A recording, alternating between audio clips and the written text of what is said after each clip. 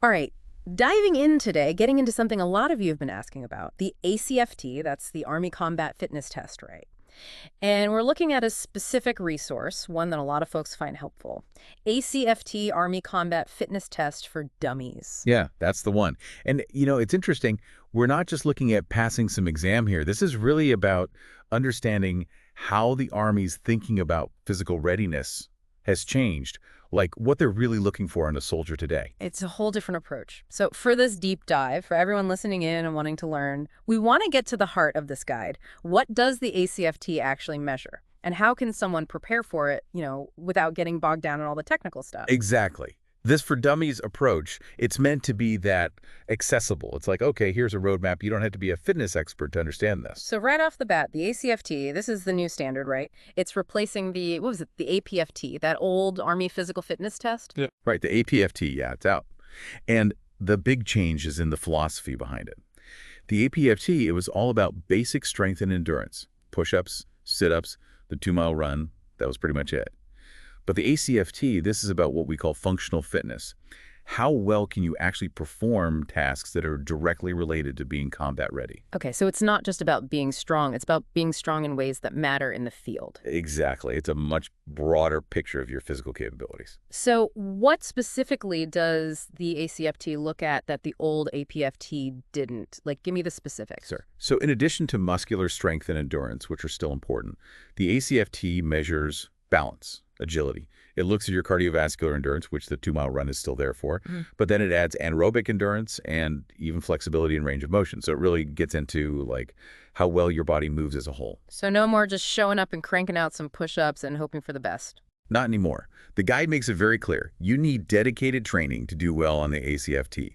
It's designed to be challenging, to truly reflect a soldier's fitness for duty. And one thing that jumps out, they changed the scoring system, right? It's now gender and age neutral. Right, that's huge. Everyone, regardless of age or gender, is held to the same standards. So bottom line, why the change? Why put soldiers through this more demanding test?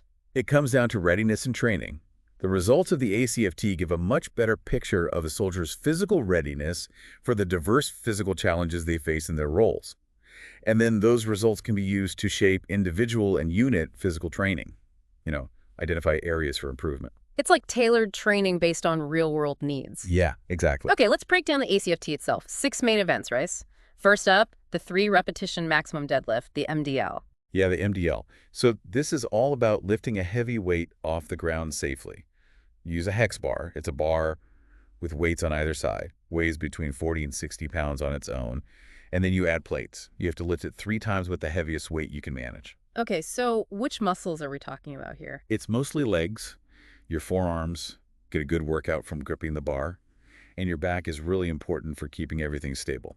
It's definitely a full body movement. I bet form is crucial here, right? I mean, lifting that much weight, you could get hurt pretty easily. Absolutely. The book goes into detail about proper form. Feet shoulder width apart inside the hex bar. Keep your back straight the whole time. You lift with your legs, not your back. You don't want your knees collapsing in. You don't slam the weights down when you're done. And watch those shoulders. Don't round them. It sounds like they take safety seriously during this event. Oh, yeah.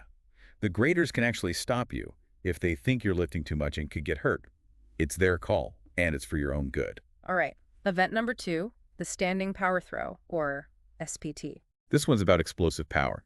You take a 10-pound medicine ball and throw it backwards over your head. You get 2 tries, and the longer throw is the one that counts. So it's not just arm strength here, right? Nope. It's a lot of legs and core. You generate power by driving up from your legs and using your core to, really launch that ball. Interesting rule. Your feet have to be planted when you start the throw, but you can jump as you release the ball. Just don't step over the line. Okay. Number 3, the hand release push-up arm extension, HRP. So this is a regular push-up, but with a twist. A pretty significant twist. You start in the standard push-up position, but at the bottom of each rep, you lift your hands completely off the ground. No bouncing, no using momentum to help you up. It's pure upper body strength and control. So what about form here? Any common mistakes? Yeah, you got to move your whole body as one unit. Core, chest, thighs, glutes, everything working together. One common mistake is what they call peeling. That's when your upper body comes up before your hips. Doesn't count. Also, your elbows, they should be about 45 degrees out from your body. That's usually the most comfortable and efficient position. Okay, halfway there. Number 4 is the sprint drag carry, or SDC. Yeah. This sounds like a real test of all-around fitness. It definitely is. The SDC measures agility, anaerobic endurance, and muscular endurance, all in one event. It's 5 25-meter shuttles, each one different. So you're not just sprinting, you're dragging a sled, shuffling sideways, carrying kettlebells. It's designed to simulate the demands of moving quickly under pressure, like you might have to in a real-life combat situation. 5 shuttles, 5 different tasks. Wow. Break it down for me. All right, first shuttle, you sprint. Then you backward drag a 90-pound sled. Then you lateral shuffle. Then you carry 2 30-pound kettlebells. And then you finish with another sprint. That's got to be exhausting. What about the specifics of each movement? So at each 25-meter line, you have to touch the line with both your foot and your hand. If you don't, they make you go back and redo the shuttle. For the lateral shuffles, stay low like an athlete. And for the kettlebell carry, engage your deltoids and lats to keep those weights under control, no swinging them around. Okay, event number 5, leg tuck, the LTK. This is all about core and upper body strength. You're on a pull-up bar, alternating grip, one hand facing you, one hand facing away.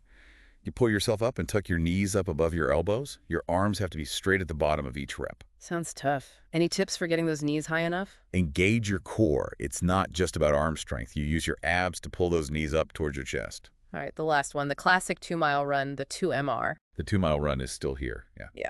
It's the measure of aerobic endurance, how well your body uses oxygen to fuel sustained activity. The time you need depends on the score you're aiming for. To get 60 points, you need to finish in 21 minutes. For a perfect 100 points, you need to run it in 13 minutes and 30 seconds.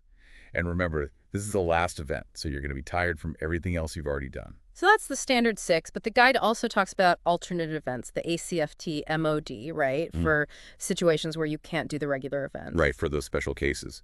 The 2 main alternates are the row and the 1,000-meter swim. Tell me more about those. The row is 5,000 meters on a rowing machine. You have 25 minutes. The machine has to have adjustable resistance and be calibrated correctly.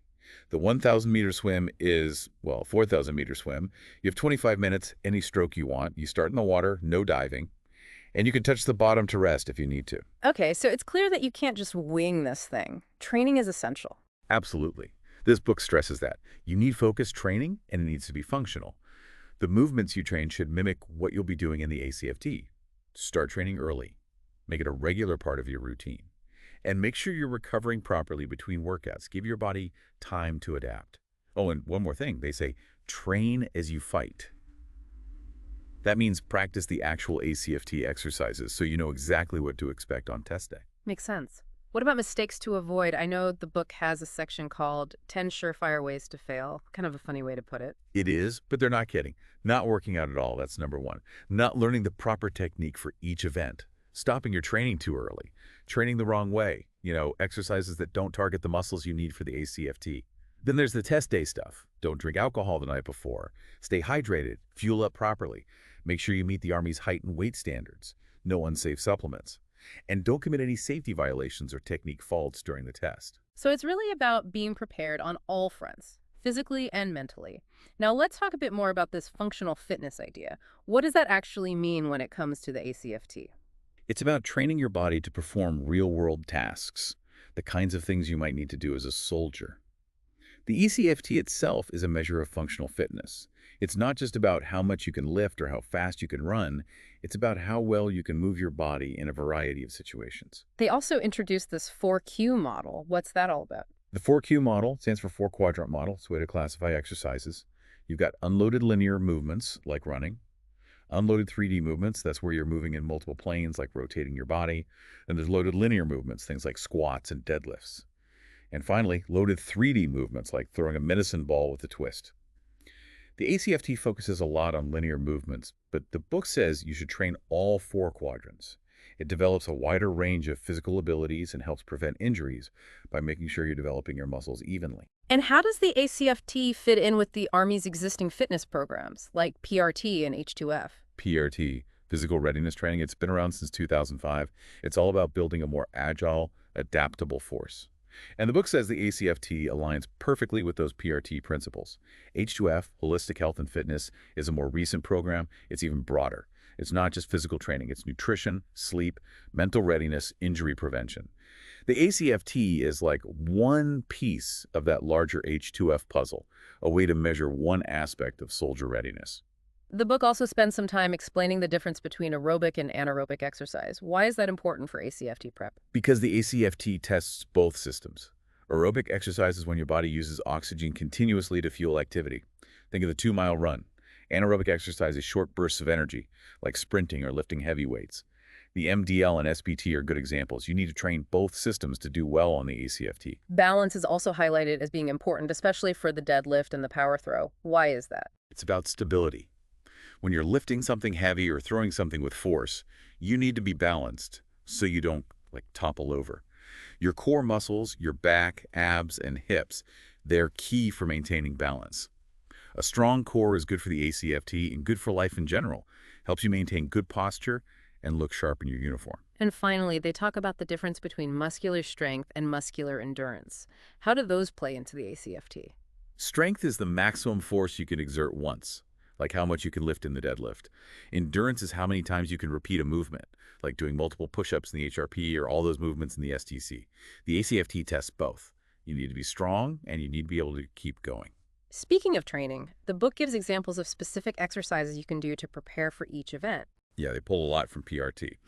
For the MDL, they suggest things like sumo squats and straight leg deadlifts to build leg and back strength. For the SPT, power jumps and overhead push presses are good for developing explosive power.